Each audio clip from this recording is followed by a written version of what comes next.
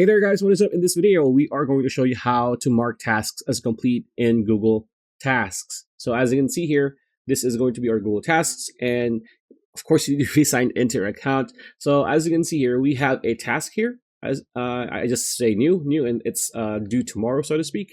And if you click on the drop-down bar here that says complete, you're going to see all the tasks that are ticked as complete. You can either just delete it or just leave it as is for the week or for the month until you oversee everything or you summarize the task for that specific time period. But if you want to delete or you want to tick a task as complete, it's very simple. If you see here on the left of your task title, right, there is a circle, right? It's not like add task where there's a circle and then there is a check mark, right?